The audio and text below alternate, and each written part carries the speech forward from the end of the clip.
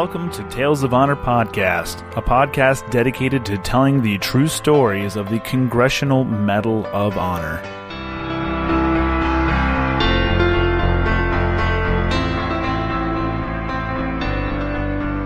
Hello everyone, and welcome back to another episode of Tales of Honor Podcast. I'm your host, Christoph Ambrose, and today's episode is episode 102. And it's being brought to you by good friends over at Combat Flip-Flops. They are a veteran-owned apparel company with a mission to create peaceful, forward-thinking opportunities for self-determined entrepreneurs affected by conflict.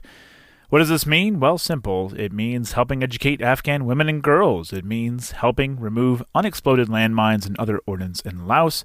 And it means supporting the members and the families of the Special Operations community.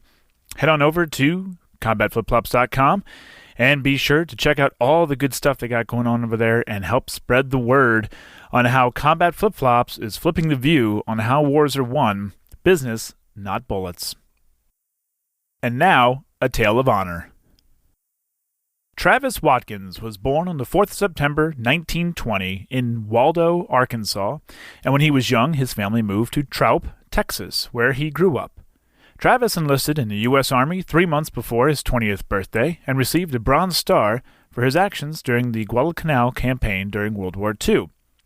After the war, he returned home and got married in 1948, and 2 years later found himself deploying to Korea as a Master Sergeant in Company H, 9th Infantry Regiment, 2nd Infantry Division. It was his actions on the 31st of August and the 1st, 2nd, and 3rd of September 1950 that would earn him the Medal of Honor. The citation reads, Master Sergeant Watkins distinguished himself by conspicuous gallantry and intrepidity above and beyond the call of duty in action against the enemy. When an overwhelming enemy force broke through and isolated 30 men of his unit, he took command, established a perimeter defense, and directed action which repelled continuous, fanatical enemy assaults. With his group completely surrounded and cut off, he moved from foxhole to foxhole, exposing himself to enemy fire, giving instructions and offering encouragement to his men. Later, when the need for ammunition and grenades became critical, he shot 2 enemy soldiers 50 yards outside the perimeter and went out alone for their ammunition and weapons. As he picked up their weapons, he was attacked by 3 others and wounded.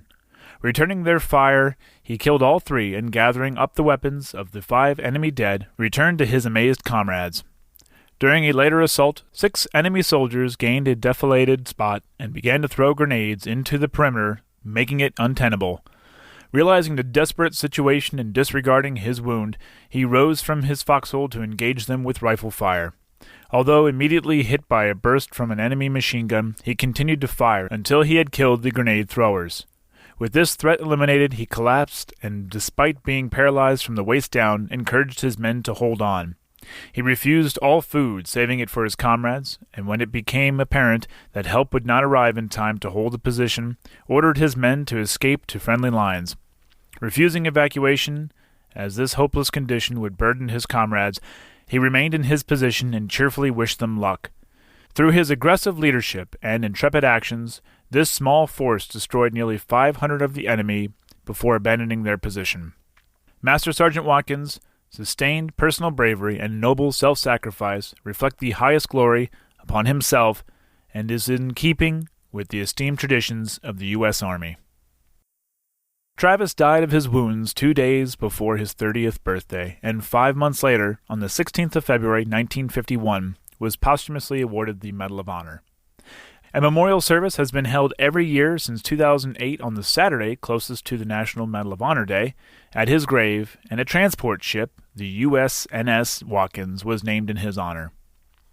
Travis Earl Watkins is buried in the Gladewater Memorial Park in Gladewater, Texas, Section D, Lot 25, Grave 7.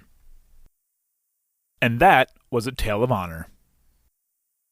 Thank you so much for listening to Tales of Honor Podcast, and if you like this podcast, please be sure to leave a nice review, a good rating, and tell a friend. You can see more information on Facebook, Instagram, Twitter, and at talesofhonorpodcast.com. If you have any questions or comments, you can send them to talesofhonorpodcast@gmail.com. And until next time, I'm Christoph Ambrose. Thanks for listening.